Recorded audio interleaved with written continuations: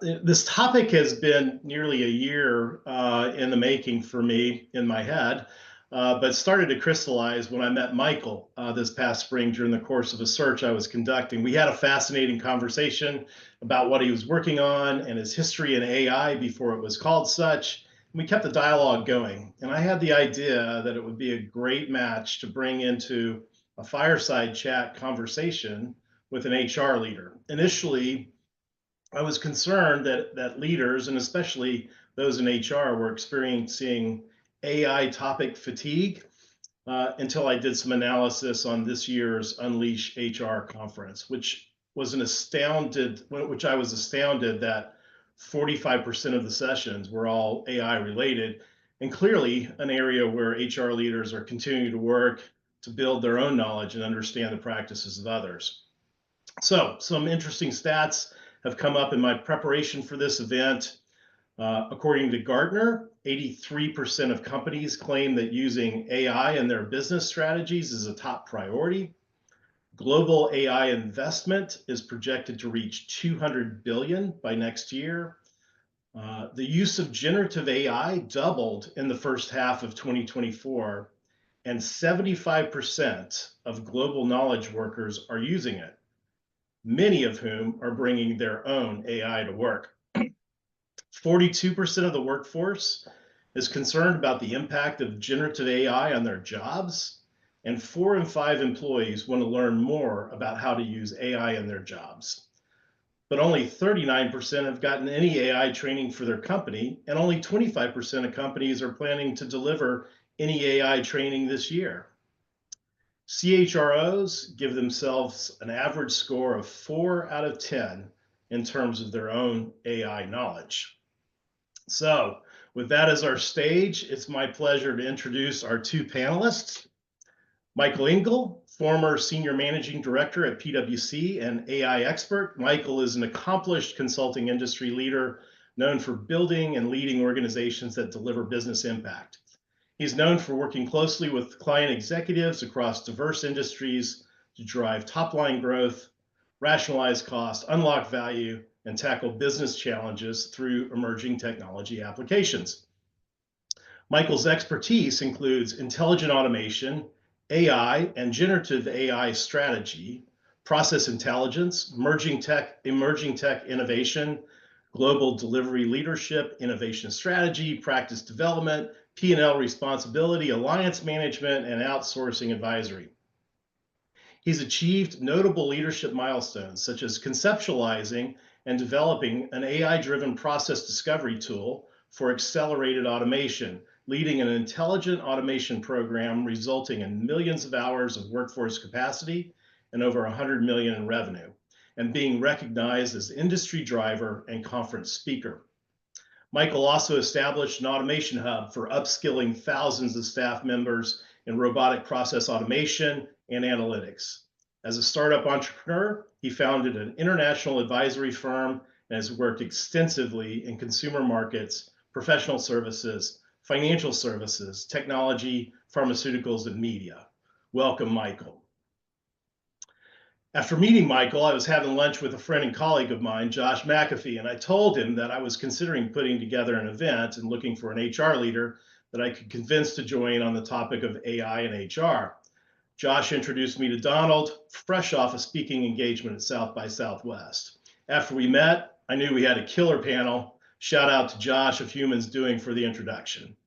Donald Knight is a group SVP of People and Culture at Warner Brothers Discovery and former Chief People Officer of Greenhouse. Donald is a commercially focused HR leader with a proven record of driving financial results, business growth, and asset value through development and delivery of people strategies. He's lived and worked abroad and excels in finding and optimizing talent on a global level.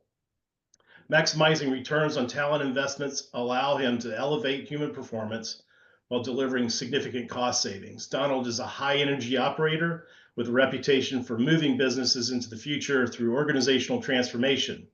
He connects people with people at all levels of the organization and is a firm believer in people analytics and cross-functional partnerships. His passion for building high performance teams and company culture allows him to drive change where it matters. Welcome, Donald.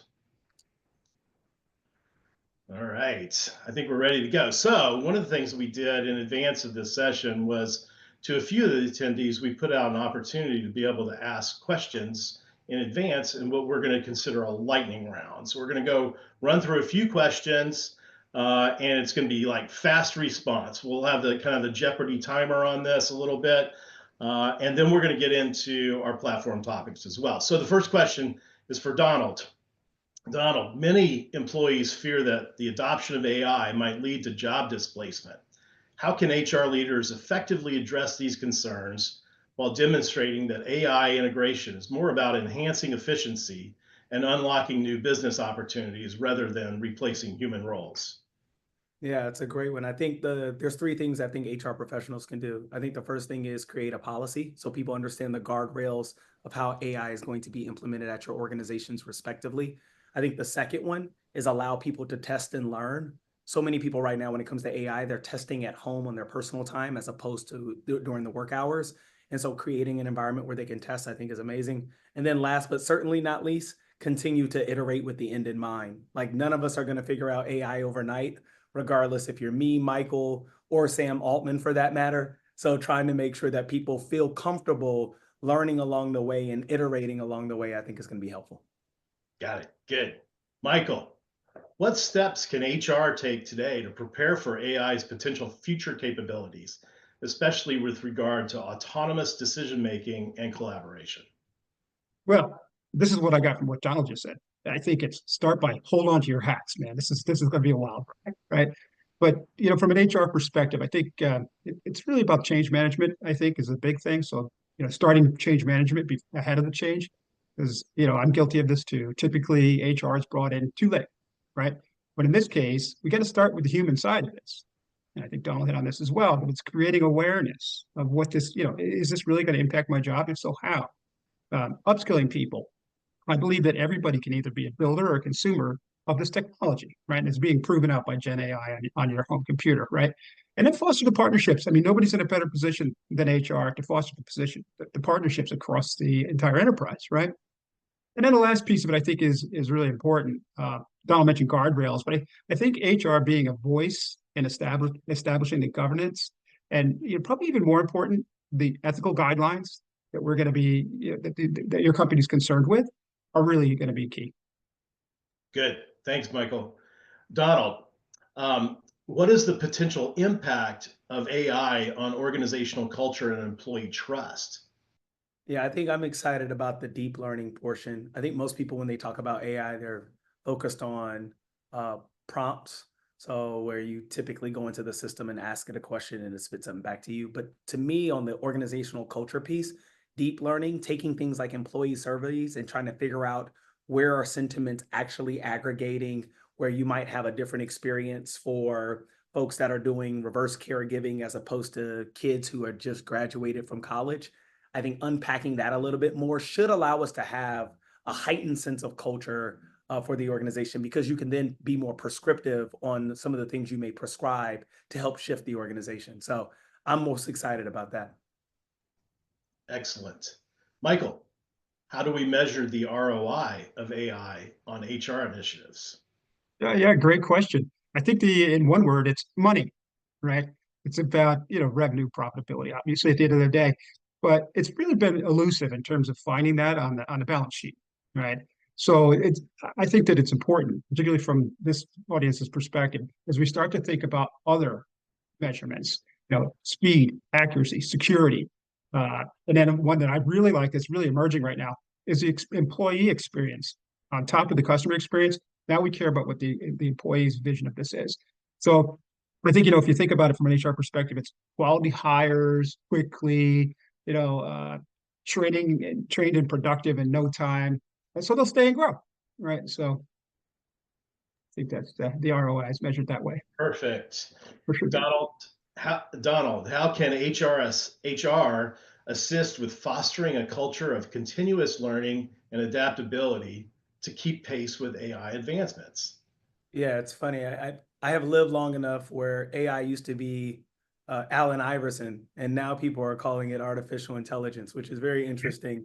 But I think when you think about continuous learning, what AI really stands for is always improving. There's an opportunity here for us to be able to basically allow humans this technology to enable them to constantly get better, whether it's getting better at a skill or getting better at how you engage one another. And so I think HR has an opportunity to really shepherd that type of environment so the culture and the organization knows that here at our organization, we invest and we want to see more employees spend time with the technology because we want to always see them improving. So I think that's good. That's how I think it'll be able to advance. And then keeping pace. I don't know if anybody can keep pace with AI except Tony Stark. So we'll see how that goes. Well, we are in that world for sure. So that's the end of the lightning round. So we're going to move into our platform topics. The first one is AI, AI and privacy protection. So when introducing AI into HR, let's talk about how companies should address employee privacy and what steps HR leaders can take to be transparent with employees about their data and how it will be used and how it will be protected. So Michael, from an AI technology perspective, what best practices can HR adopt to safeguard employee privacy and ensure data security? And are there any emerging technologies or frameworks that you recommend that support transparency and trust? Yeah, both good questions. I think, look, first of all, privacy and security are top of mind. They're obviously important, but I would say maybe a little bit misunderstood. And I think HR leaders can really help out here because at the end of the day, we don't need every bit of data. We don't need necessarily a person's name and their address in order to teach, machine learning, right? Uh, so I would say that, the HR leader should be really protected of the data and be part of the overall data strategy. So minimize the data that's collected. The other part of it is keep your data where it is, right? And that's an impact that HR folks can have and say, look, this stuff never leaves our four walls, essentially, never gets into the public uh, internet or into Chat GPT, for example. And so those sorts of things that HR leader can do now, and I think their voice should be heard. Um, in terms of frameworks, good news, there's lots of people out there thinking about different frameworks and how to use them. And I think that right away, the easy one is that you should get involved in the NIST privacy framework. NIST is National Institute for Standards and Technology. This is one of the longest standing standards, and it really does cover all elements of privacy and security. The other one, there's a group that I'm really fond of, and I'm going to give them a plug right now. It's a group called forhumanity.center. I encourage everybody to get involved with them because they're not for profit and they would love to have your participation. But their focus is on those kinds of protections and those kinds of standards while at the same time balancing innovation and growth. Right. So the idea is don't shut it down, do it in a responsible way. So those are a few. So Michael, kind of continuing down this path, is this an area that policies might need to be implemented? I mean, what kind of policies do we need to implement to ensure that AI systems are secure and that employee data is protected? And as you were speaking through some of the, holding kind of in situ, I mean, there's always a constant threat of hacking and leaks and things like that. So, is that also aligned to, kind of the policies that would be created? Yeah. And some of this stuff does exist, right? Assuming that not knowing exactly who's on the call, but most organizations do have some policy around IT, around data and compute and all that sort of thing. But it does change a little bit. Particularly one that comes to mind is around access control. Basically who has access to my data. And it changes a lot. I mean, again, not to pick on generative AI, but folks could unknowingly be unleashing data out into the public, right? I'm not saying that we're going to get Coca-Cola secrets anytime, the secret formula anytime soon, but it could be just an internal matter that you want to summarize, and next thing you've had too many people that have access to your data. I think another part of the policy is about employee transparency. We talked a little bit about it in the lightning round, but it's really making sure that you create an awareness. What's that policy for creating awareness and transparency so that people understand what's the impact on me? At the end of the day, we're all a little bit selfish about that, right? We're also a little bit fearful about that. So I think a policy around that. There are, again, frameworks that are going to exist around data governance, who owns it, who manages it. I think HR has got a place at that table as well, because a lot of that data is yours, right? It's housed in your HR management systems, your HRIS and so forth. And you should be, careful to make sure that it's taken care of. Then two other ones that come to mind, and this is kind of hot topic right now, is about explainability, right? So creating a policy around explainability, and the policy may be as simple as, hey, we don't put any AI to work unless I could tell you every time it makes a decision why it made that decision, right? So it's kind of an emerging thing. I think we accepted it to a certain extent, and then the last one that I would like to throw out there, also new, kind of, is bias detection policies. So, again, going back just to the naming conventions, somebody can maybe think about, that the machine learning could learn just based on your name, right? Thinking about ethnicity, sex, all those sorts of things that it could be using to bias. So another part of the overall policy has got to be, how do I test? How do I constantly test my systems that are reliant on AI for bias? So just a handful of things there. So Donald, I've been holding you back on this conversation a little bit by throwing these questions at Michael, because I'm sure you have a reaction. So what's your reaction and thoughts? I mean, my first reaction is I appreciate the fact that Michael calls out the things around bias protection. I was taking notes, and I didn't know about NIST or the For Humanity Center organization. So thank you for that. I think I'll double click on the bias portion, on the bias detection. One of the things I think we have to be mindful of is AI has the ability to improve the human experience, whether it's the human experience at work or in our personal lives. At the same time, we have to be mindful of the people that are working to create these tools from inception. And so that's where I think if you don't have the full fabric of the community working on these tools, then there's opportunities for bias to creep in even more. I think one of the most egregious examples is the attorney that chooses to use AI to then go to the courtroom and argue case law that doesn't even exist because AI hallucinated. But part of the reason it hallucinated was based on the people that worked on the tool in the first place. And so I think you're going to have greater opportunities for us to have more AI tools in the system or in the ecosystem, in order for us to figure out, okay, this tool is more geared towards bias on this, but not towards that. If a bunch of chefs work on Chef AI, it's probably going to be really good for cooking, probably not the best for hardware, right? So that's where I think the bias detection that Michael speaks of is going to be super important. And I think the other thing I would just underscore is his sentiment around policy. Most humans want to do the right thing, even when it comes to testing and applying this technology to their day-to-day lives, but they don't know what they don't know. And so we also have to somewhat create the rules of the road, if you will, so people know how fast to go, where the exit ramps are, what a stop sign is, what a traffic light is when it comes to this types of technology. And I think the policies allow that to happen, for people to know not only what AI tools are okay to use at your own organization, but which ones aren't. So I no pushback on anything Michael said. In fact, I learned something. So thank you. Well, let me, if you don't mind, I just stay on bias for a second, because it's a hot topic, right? And I think that HR is right in the middle of it, and should be, right? Because in my opinion, as soon as an AI system is born, it's born with bias, right? Whoever created it with their biases, for sure, right? And hopefully they're not nefarious bias, but they're, something about it that's biased. And so how do we root it out? What's the role of HR in rooting it out? And I think that, part of it has got to be that something that's emerging also right now is kind of a maker checker type of environment. So, because you mentioned hallucinations, right? Great word. Just being wrong, I call it. But the fact of the matter is that that's going to continue to happen. But if we have, a set of other automations, other AI that were smarter about math or science or whatever they might be, checking the answer that came out of the initial AI.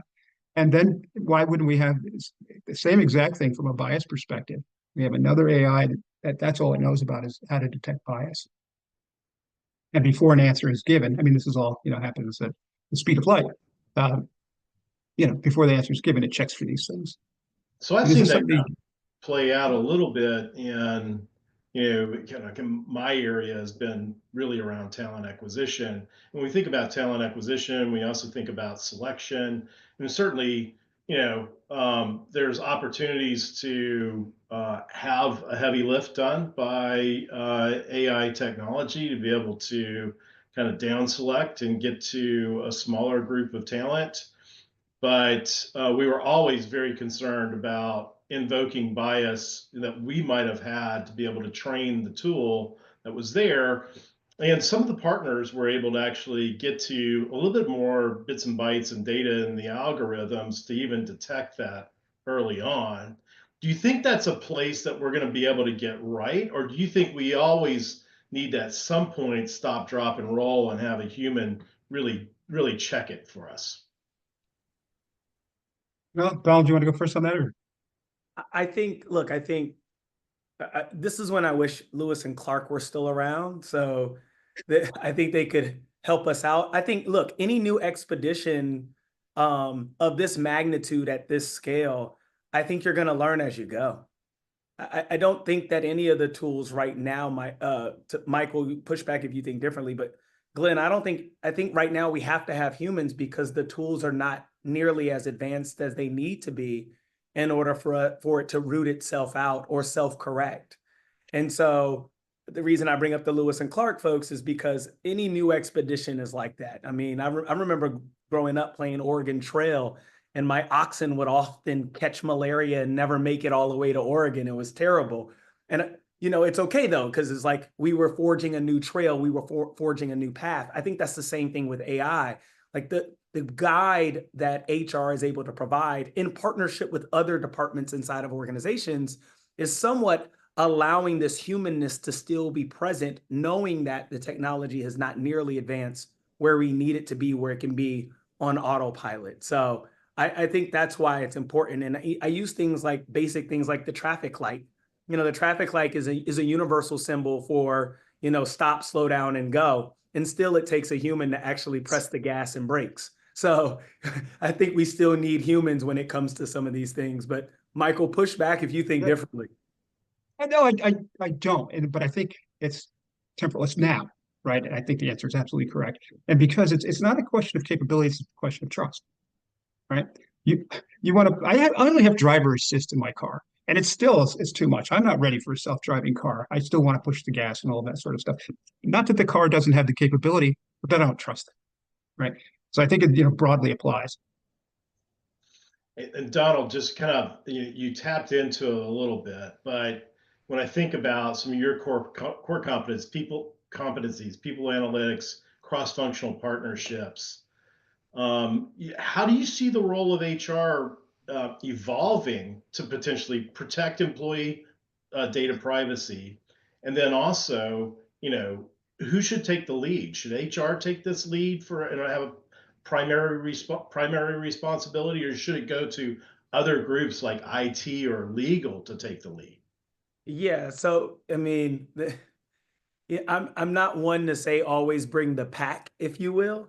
Although I am a Frank Sinatra and Dean Martin fan, I, but I do think in this particular case, it's going to take many hands are going to make light work. I think HR, my philosophy when it comes to HR is that we should be commercially driven and skate in front of the business. And so I think we should anticipate the things that are going to positively or adversely impact people. And then as a result, we can be more proactive. I think the same thing applies to things like artificial intelligence, which is we could already determine or think of use cases that employees can use AI in order to be more successful in what they do day to day.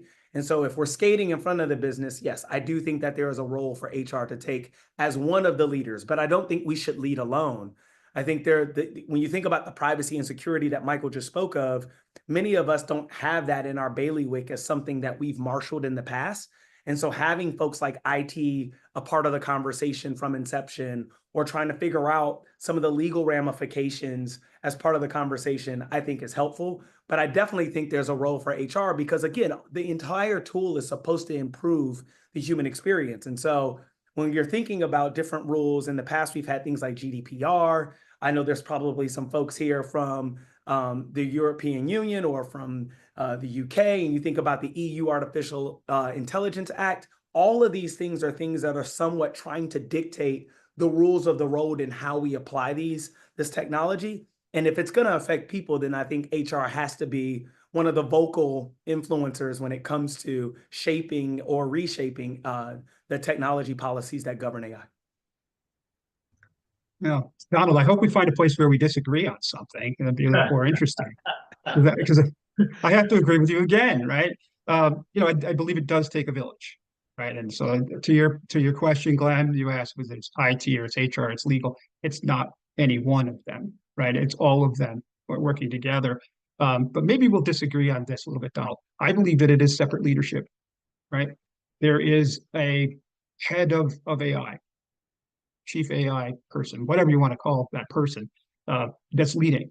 And we'll talk a little bit more about that because I know we're going to talk about governance at some point, but I think it's separately led. It's a side of any of those organizations. Yeah, we are about to move into the topic of corporate governance and cross-functional leadership. So it is a good segue. But Vicki, I think I'm going to pause here for a second to see if any questions have come in specific to our topic of AI and privacy protection. Yes, we have had a question come in. I think we have touched on it slightly. It was, can you share any insights regarding the EU AI Act and its implications for HR practitioners?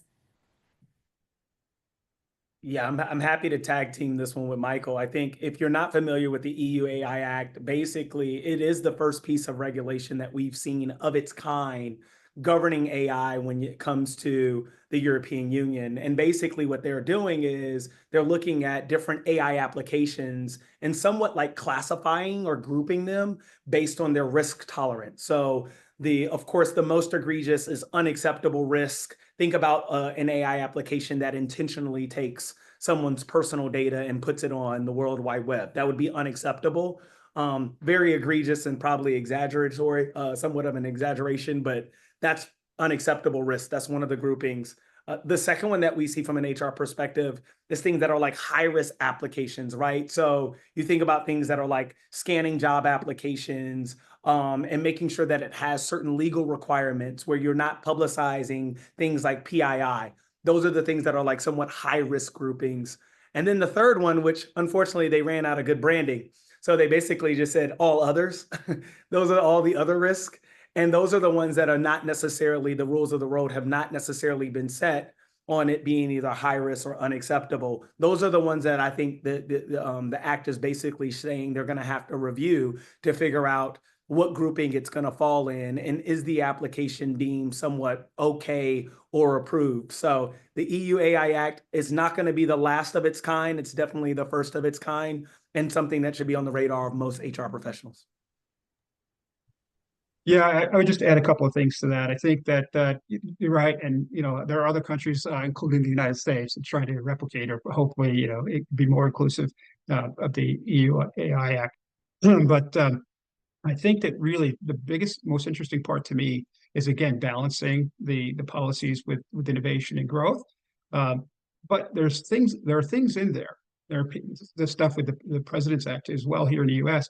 They really address like, hey man, you really shouldn't be trying to sell cigarettes to children, right? You shouldn't be encouraging people to do bad things, whatever it might be. As part of the policy, I think it's fantastic. But what you'll see is there, as I mentioned earlier, there's a bunch of groups that are doing this. And through my involvement, again, sorry guys, but for Humanity.Center, there's another plug. They're doing just that. They're trying to be the superset, right? And create this audit framework that so you can say, hey, I'm going to be doing this AI project in Europe, as well as Japan, as well as US and Mexico. Right. So how do I back it up and say, okay, what things do I need to audit to be sure that I can operate in all those countries and be compliant? So we have had a guest raise their hand, so I'm just going to invite them into the conversation to ask their question directly. I hope that's okay. Okay. Hi, everyone. This is Dr. Mia Mulrenin. Hello, Glenn. How are you? I have a context question because I was having a discussion with a group of IO psychologists, and we had all started our career in talent acquisition and selection. And we love the fact that AI can generate reports very quickly and take that into consideration when we look at the hours of report writing we have had to do in the past. However, the real concern that we were talking about regarding AI was that policies, guardrails, even ethical guidelines can't really hook into things like human behavior, personality, and context. And we had spoken of three examples of that, which was, as lead psychologists, we would interview people at the final 90 minutes of the day after all their assessments and simulations were done, because everyone can keep it together for 90 minutes at the beginning of the day. And we would also ask context. How did they treat everyone? The receptionist, the administrator, the psychometrist. One time I had someone I was interviewing who was exhausted, and I said, wow, did you guys really put him through a different gauntlet than everyone else? And the psychometrist said, no, he drank 11 Diet Cokes during the day. So when you saw him, he was crashing. We had one director level candidate come in, and his mother accompanied him. And we had to ask her to leave because we know the context is certainly stressful for some people, but he had to go through all of the parameters himself. So how can AI possibly take into consideration things like human behavior, personality, and context without human intervention? Well, if you'll allow, thank you for that question. And secondly, I wish I had been an IO psychologist because I find it fascinating. But can we basically what you're asking is, can we turn an AI into an IO psychologist in some way and be able to understand? And I think the biggest example for me anyway is the whole idea of candidate selection, right? That, you know, with candidate screening, I should say, with a lot of these systems. They started out as being keyword. That's not going to get you to personality or behavior or any of that sort of stuff. And they moved into a little bit broader. They say, okay, if the person mentions this, then you know it's inclusive of that. But still doesn't take that into consideration. So as a hiring manager, I might care more, and I do, by the way, care more about their behavioral aspects, about their personality. Can they get along with the rest of the team? You know, all that sort of stuff, and just kind of assume that those other things, the skills can be taught, right? So the answer is yes, but it's not done yet, as far as I know. Yeah, I would echo the same sentiments as Michael. I think that the three things I would say that's additive, I think, is the first one is we do see advanced AI systems starting to look at like behavioral data integration. Again, you have to get permission to be able to use that behavioral data, but to be able to personalize in interactions and trying to figure out what is more of a dynamic or a responsive context. I think the second thing is most people know about large language models when it comes to AI, but very few people talk about the long-term memory models, where there's research that is ongoing right now on how do you turn these systems into being more adaptive with persistent memory and trying to make sure that the AI is able to remember that if you recognize, 12 cans of Coke while someone's interviewing, then they're probably going to crash later on in the day and things of that nature. I think the third one I would leave you with is the emotion versus intuition modeling, which is we see that AI is increasingly becoming more adept in interpreting emotional cues and patterns.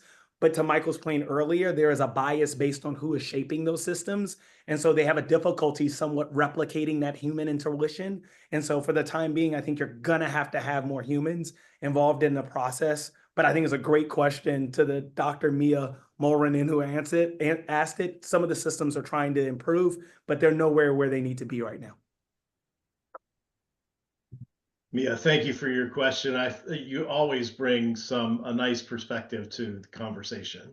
I'm going to move on to corporate governance and cross-functional leadership. We touched on it a little bit, so we may not need to spend a lot of time here. But it kind of comes down to who's in charge. So when it comes to corporate governance for AI, who should take ownership? HR, IT, legal, or is it a cross-functional team that we might have talked about? And what does successful governance look like in practice? So Michael, with your background in AI strategy and innovation, can you share some examples where governance was successfully managed across functions? And what role should each department play? And how can HR position itself to be a strategic partner rather than a support function? Okay, that's a lot of stuff.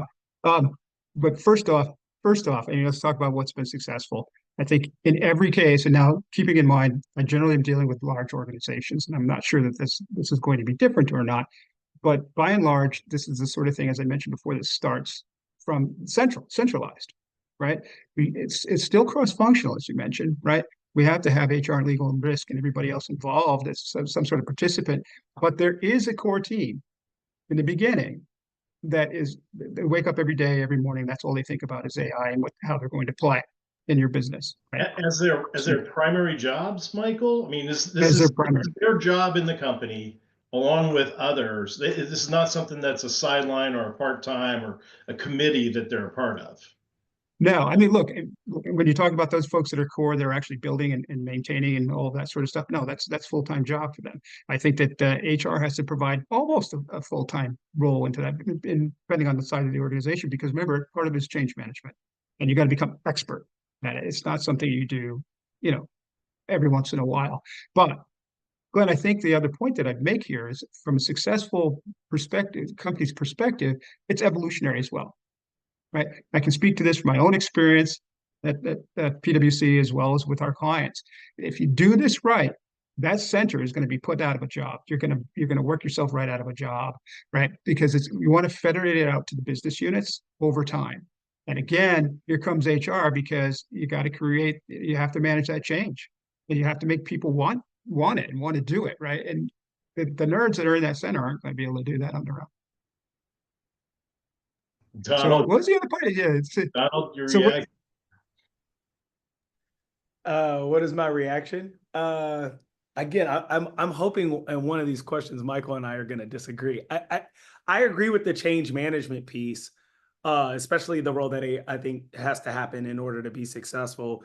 I think the other three pieces I would just call out, though, is as any organization, you're going to have a holistic risk management tolerance for your organization.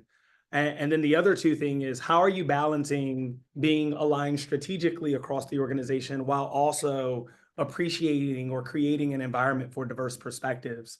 I think what I think about my own role in my organization, and I think about all of the obstructed views I personally have because I'm only limited to the experiences that I have. So I didn't get to work at some of the consulting firms that Michael did. And so from that perspective, I think having that type of collaborative environment and working together should allow us to make better informed decisions because we have those diverse perspectives. But you have to be mindful enough and socially aware enough to know if you don't have various perspectives being represented. And then I also think there's some very unique roles and responsibilities that I think HR can play that most other functions just don't consider. But for the most part, I think we're aligned, Michael. yeah, okay. Yeah, I think it comes down to, and I think the other part of the question really was, sort of around what the role should be, and we're kind of hitting it from all different angles.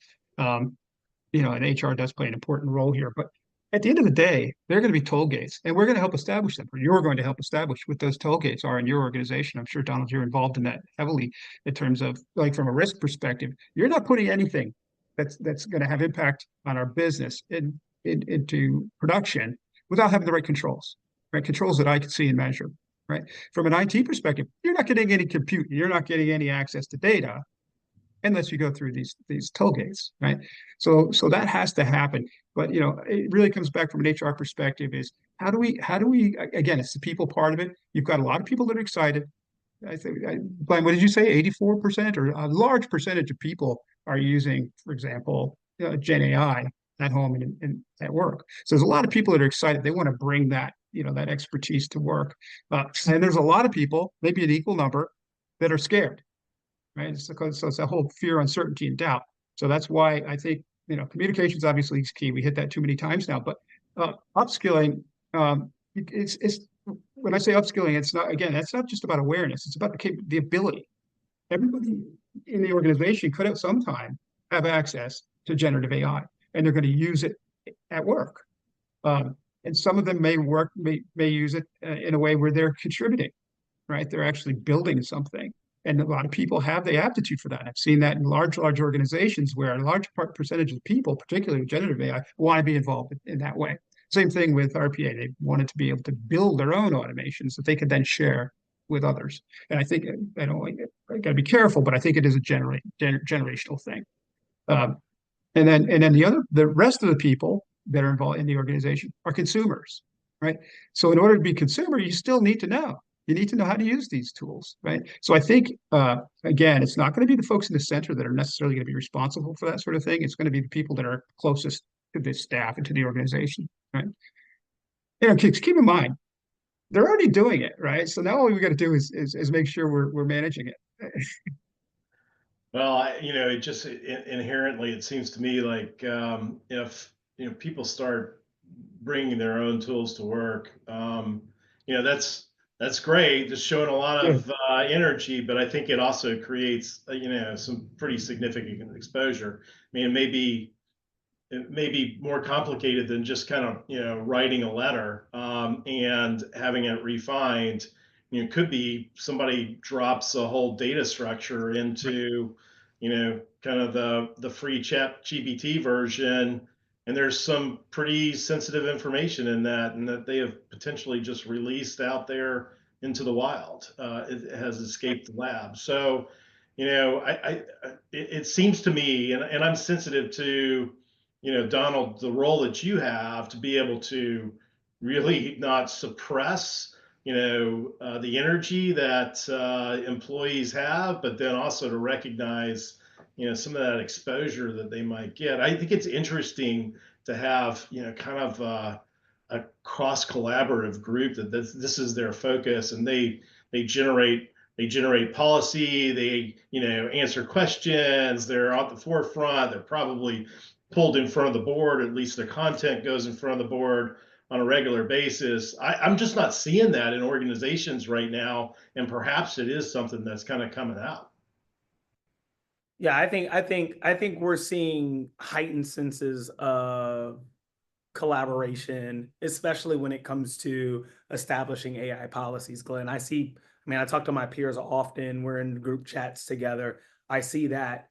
I think the three things that we haven't seen take off where I think it needs to be from a collaborative framework perspective is really trying to figure out, okay, how do we make sure that deeper in our organization, if you're not a builder, using the two groupings that I think Michael has so eloquently coined, which is the builders and the consumers, but how do we make sure that we have consumers on a cross-functional council perspective to make sure that they're engaging and considering some of the different iterations or applications that we might not have thought about as executives or officers of the organization?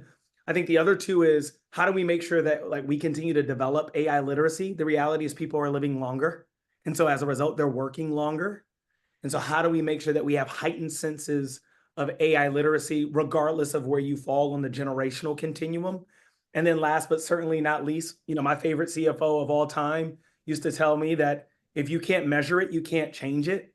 So what impact is AI making? And how are you making sure that you measure and monitor that impact on a regular and recurring basis? That to me is what I think is missing right now from most collaborative frameworks when talking about AI. Yeah, I couldn't agree with you more on that last point, and the first point as well around the consumer. I mean, if properly upskilled, they can certainly be an idea generator, right? And I hope they are. And in some ways, I've seen organizations that not only encourage that but incent that, financially even. But kind of your last point, I think, is really important, and it's been a age-old problem, right? I've been in this part of the business around AI and automation for, I don't know, 12 or 14 years, a long time, right? And when we started out, Donald, I'm sure you saw this, is that we got the COO that says, hey, I'm going to use these tools and I'm going to take out 20% of my headcount because because just looking at it and saying 20% of the work people do, or whatever percentage, they don't need to do. Okay. So what do you end up with? Even if you took out 20% of the day, you still got them there for the rest of the time, right? So it's not taking out any headcount. It wasn't having any impact in the bottom line from that perspective. But did they use it to be more efficient, right? Did they use it to to wow their clients and their customers, right? What other metrics are important? because most executives don't get paid only on the financials, right? There are other KPIs that are going to be important, other metrics are going to be important to them. So I can't drive that point home well enough alongside of you. So we have 2 more topics and a short time to get there. We may want to do a little bit of a mashup. Quick stop here, Vicky. Has there been any more questions that have popped in? Nothing from my end, Glenn, so good to carry on. Okay, good. So I may treat this a little bit like the lightning round, but I do think maybe there's some things we want to unpack. So the next 2 sections are AI adoption strategies for HR leaders. And it actually, blends in well to the future of AI in HR and workforce transformation. So we think about both of that as we move into this section. So Donald, first question for you, and probably for a lot of people that are joining in this conversation, is like, what do you see as low-hanging fruit for an HR leader to enter the AI world for their team? Yeah, I think we kind of talked about AI-powered recruitment tools. I mean, I'm personally, I have my own bias because I come from one of the greatest recruitment software companies on the planet, known as Greenhouse, and so I have seen the value of what our chief product officer has done to roll out features there. And so even though I'm in alumni status, I do see the value of the AI-powered recruitment tools. I think the other 2 things, which I think is super helpful, is you kind of heard Michael speaking about this, which is what I'm calling administrative efficiency. How do we automate repetitive tasks? How do we make sure that, one of my organizations that we were helping consult, they were talking about the amount of internal inquiries that were going from employee to employee. And when you start to add up the lost production time there, it's just, you need to create some level of automation.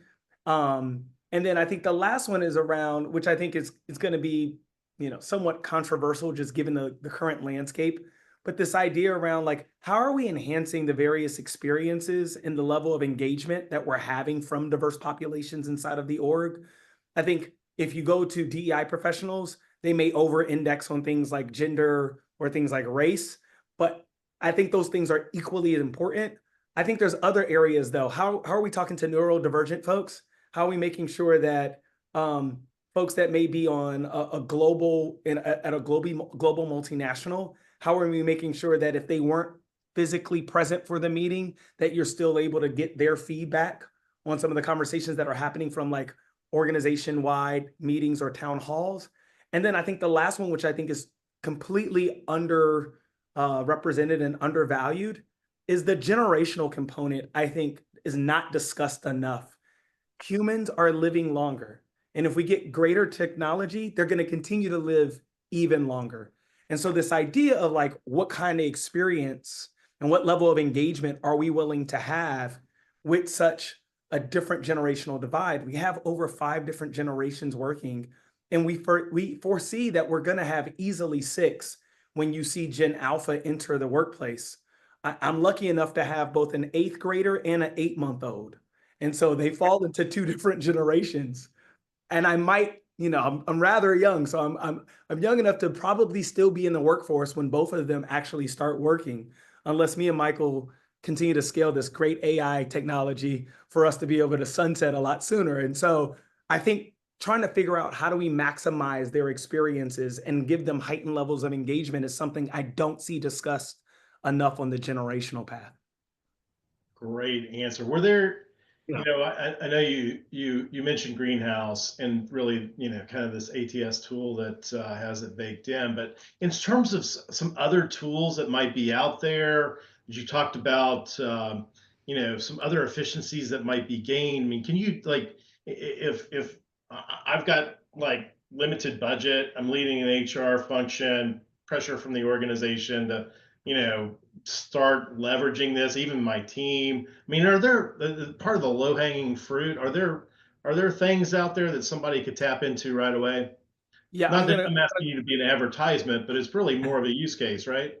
I'll tell you the ones I use on a regular basis. I call them the Fantastic Four, right? So ATS, Greenhouse, I already talked about that, enough said.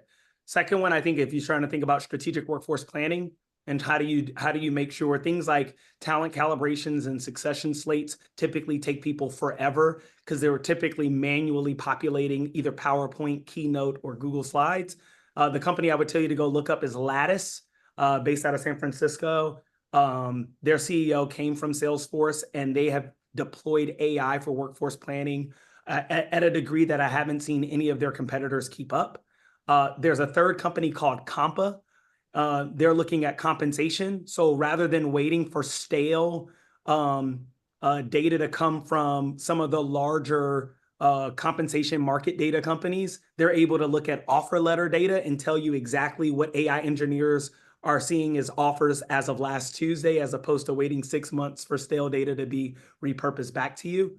And then the last one for me is, again, those diverse perspectives. And again, gender and race equally is important. But for me, even that generational pool, there's a company by the name of Chezi that has been able to facilitate greater employee connection and extract some of that sentiment. So you don't have to worry or wait until an annual survey to try to figure out, what are my over 50 population looking and feeling like as compared to my recent grads.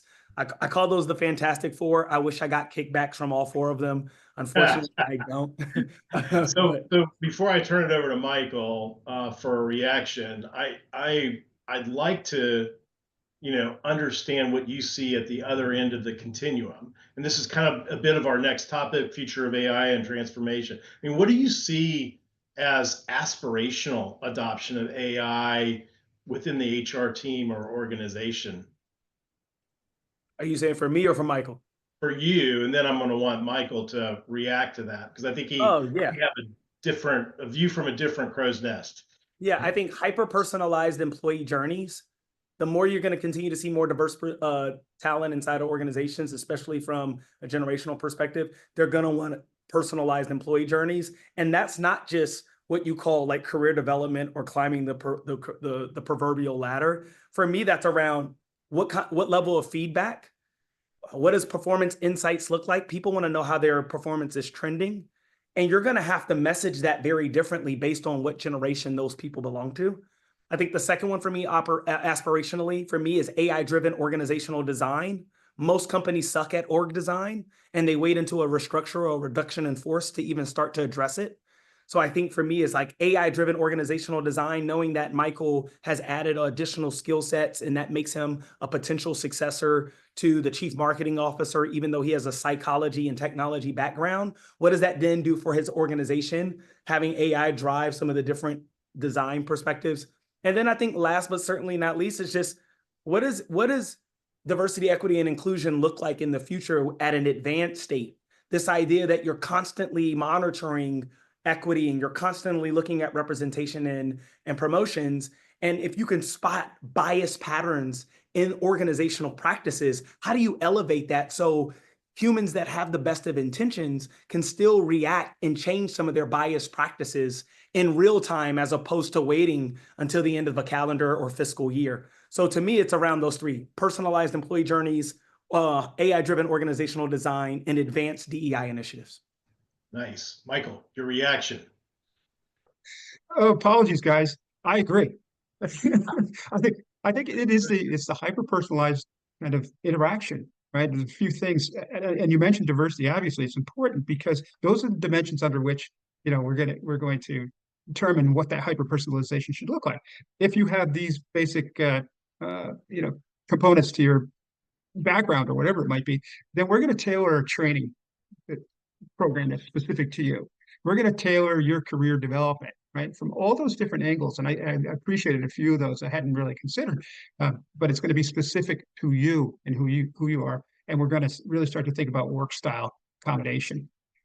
Just to go back again on some other things, I think there's going to be some real, kind of personalization again, but at the front of this thing, right, on the talent acquisition recruitment side.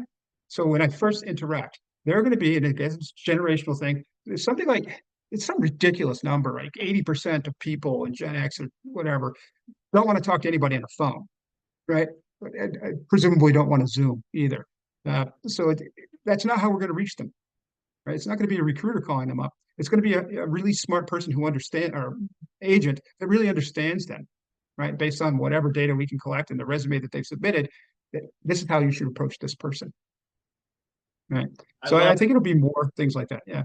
I love it that you've recognized how tech might cut across generations and how our deployment may be different, or our interface, or that Donald, what you call it, the journey might be customized for a particular employee. Listen, we are like out of time. And Vicky, were there other questions that we could address before I kind of leave it to Michael and Donald to give us a piece of advice?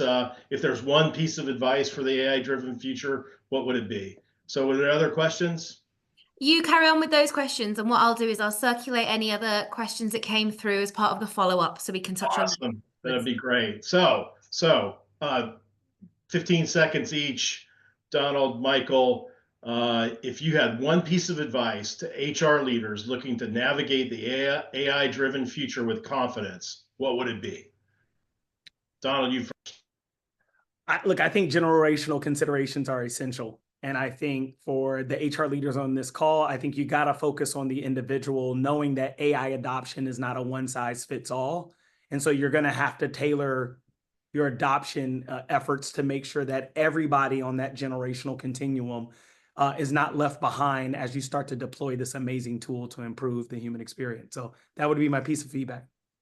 Michael, last nugget of information before we shut the Yeah, I think it's kind of a summary, right? So it's all about embracing AI, build it, use it, encourage others, right? But don't lose sight of the human element. I'm not just saying that because I know there are HR people on the phone. It's really important because at the end of the day, it's a game of trust and transparency. If we don't have those things, it won't be adopted. So it doesn't matter how much you spent to build it. Gentlemen, Vicky, Phoebe, thank you for putting on a great session today. We're going to come in under time. I do believe that Vicky will send a follow-up. I have seen some questions on the chat pop up, specifically, Donald, around some of those tools and organizations that we may want to do a follow-up with.